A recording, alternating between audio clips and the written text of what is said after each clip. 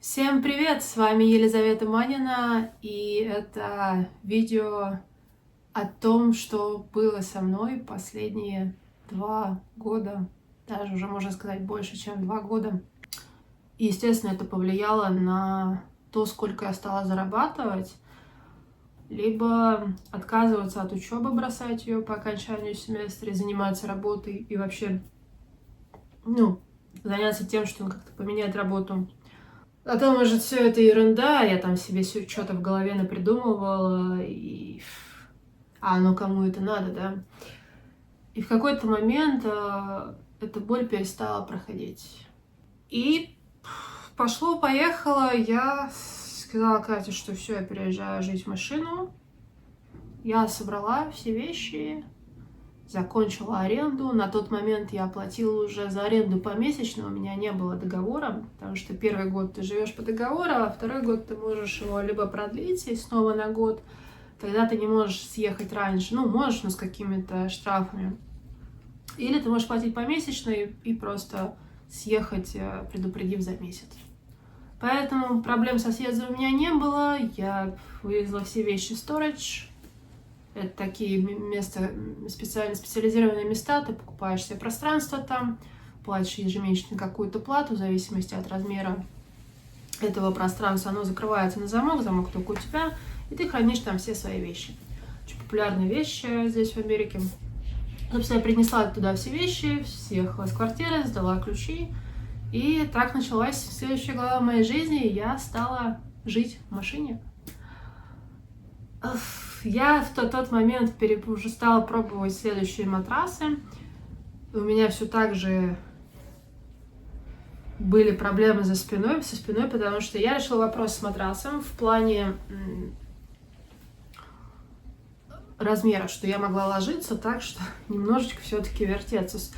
Я все равно задевала боками этот подоконник, но хоть как-то я могла там уже все-таки спать. Я решила, но все равно я не решила вопрос с перепадом. И перепад с каждым днем беспокоит меня все больше и больше из-за спины. Я нашла, где спать довольно быстро, в смысле, в плане, я спала в машине, но где парковать машину ночью. Поскольку я знала Оранж Каунти как свои 5 пальцев, я знала все хорошие районы, все спокойные места, то найти парковку, где ночевать в машине, было нетрудно.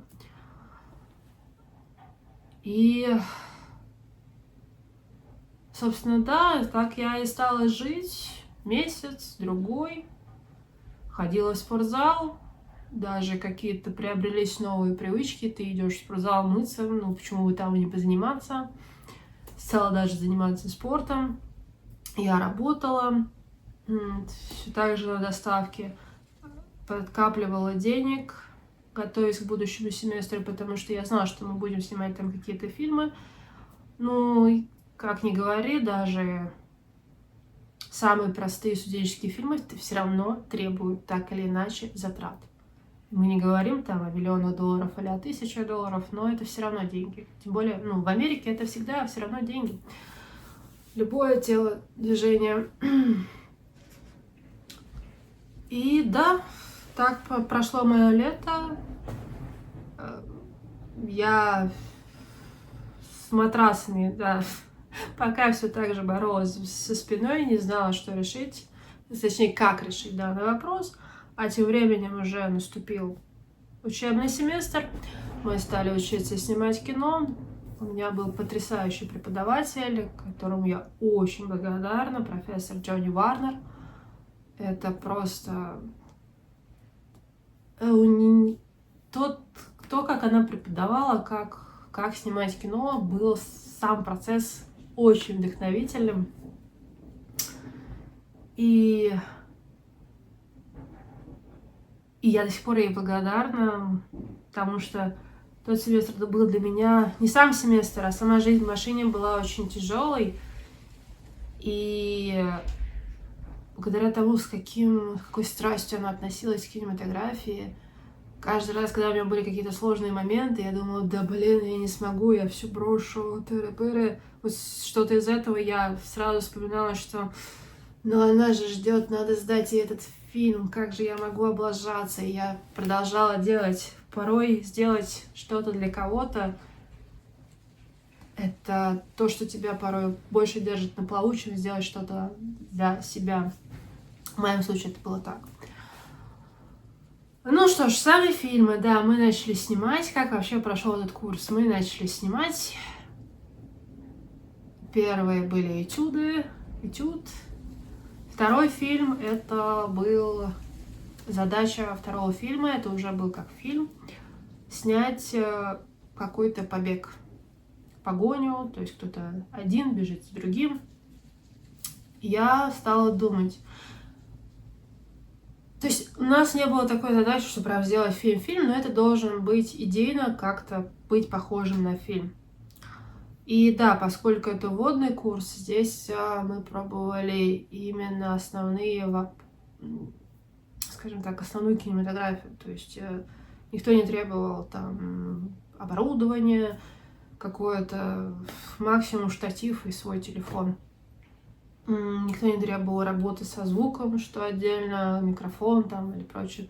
Задача была просто, научившись по этюдам определенным углам, определенным кинематографичным каким-то позициям, экспозициям, начать это применять и встраивать это в сюжет.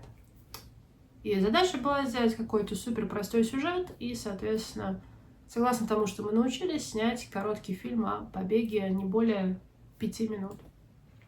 Не было задачи, чтобы даже конкретно в этом проекте были какие-то слова. Мы практиковали именно, все то, что я сказала. Я стала думать над этим проектом. Мне хотелось максимально выдавить из себя все возможное, что я могу. Я хотела сделать не просто какой-то студенческий проект, а какую-то прям историю, как первый фильм, такой прям фильм. Потому что я понимала, что мне не 19 лет, не серия все впереди, это просто пробные кадры, а потом что-то прикольное я буду снимать потом, в каком-нибудь следующем семестре. Я понимаю, что уже здесь начинается моя попытка построить карьеру в кинематографии. Поэтому я долго думала о истории, я ее нашла. Началась подготовка, рисование сторибордов и весь препродакшн процесс. Такие основные моменты, которые делает режиссер, не все, потому что уже там следующие моменты внедряются в следующих курсах. И тогда, да, я очень много... Если спросите, где я училась, в плане вне колледжа, в Америке распространена также сеть библиотек. Членство бесплатное, вы оформляете это членство, вам дают карточку, пожалуйста. В саму библиотеку вы можете прийти вообще без всякого членства. Есть свободные места, пожалуйста, садитесь, там бесплатный интернет. Если вы хотите читать книги внутри библиотеки, пожалуйста, берите, потом поставьте на полку. Можно смотреть фильмы, также есть свои компьютеры, на них нужно зарегистрироваться. А если вы хотите взять книгу или фильм с собой, то тогда вам нужно членство. Все очень удобно. У меня на районе было пара библиотек, в которые, собственно, я и ходила, там я и училась. Делала все домашние задания и прочее. В зависимости от района в библиотеке может быть соответствующий, скажем так, контингент. Чем более плохой район, тем чаще, наверное, вы встретите там людей, разных, даже тех, кто очень сильно бездомный. Этих людей, может быть, там и пахнуть. Они могли не мыться неделю. Они сидят за столом, кушают, там, где должны просто читать книгу. Есть такое. В хороших районах, в хороших библиотеках стараются за этим следить и допускают всех, но нужно соблюдать правила, да, и прочее. Поэтому, у меня проблем с этим не было. Все библиотеки, в которые я ходила, были, в принципе, хорошие. Что-то я... Точнее, то, что я вам рассказывала, я тоже встречала, но буквально пару раз потом как-то за этим стали следить.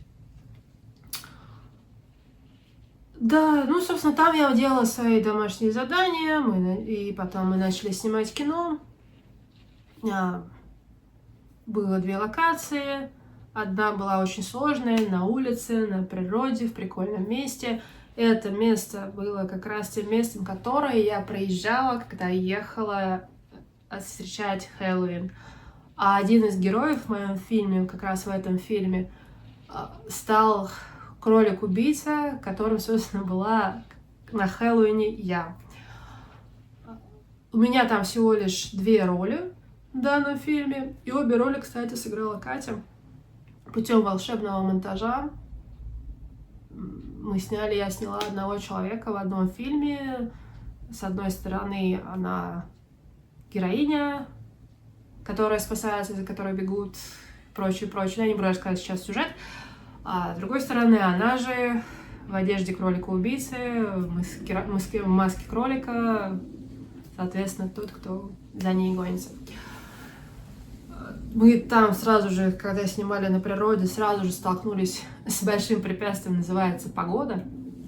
А в тех красивых местах погода постоянно меняется. Можно проснуться, и у тебя солнце, а потом через 2 часа уже туман.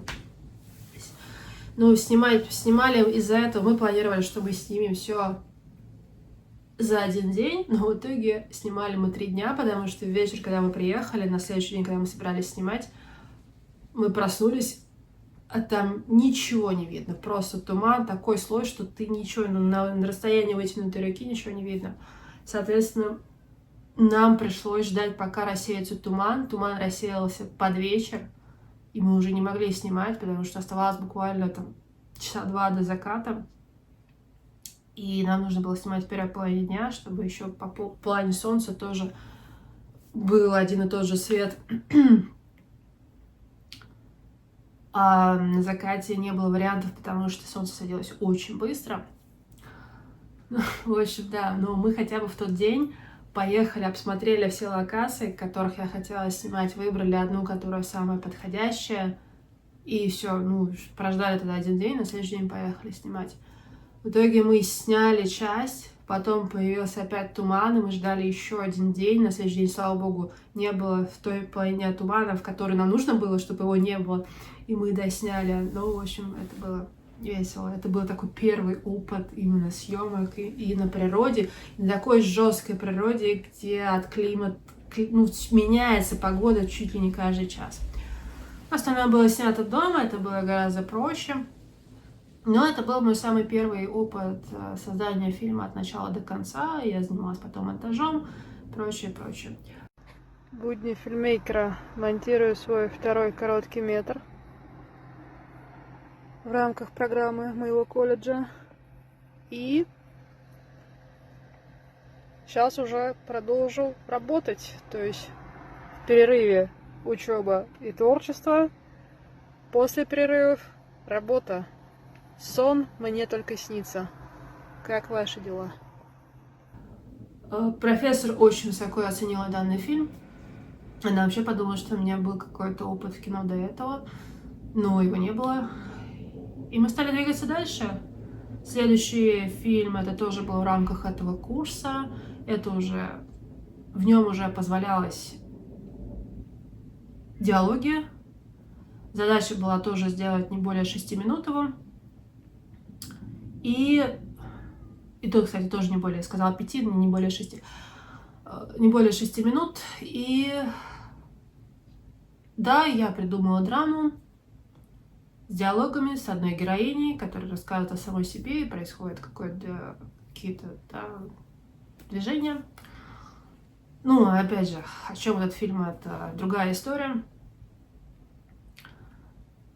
Все, мы снимаем этот фильм, причем в первый день, когда мы должны были начать съемки, мы не смогли их начать, потому что, точнее, мы их начали, но поняли, что у нас все не получается, потому что мы отравились с Катей вдвоем, то есть вечером мы поели одну и ту же пищу, и оказалось, что она была не самая хорошая, мы отравились, и следующий день у нас просто пошел на смарку. Да. Но потом мы через день мы выжили и сняли все.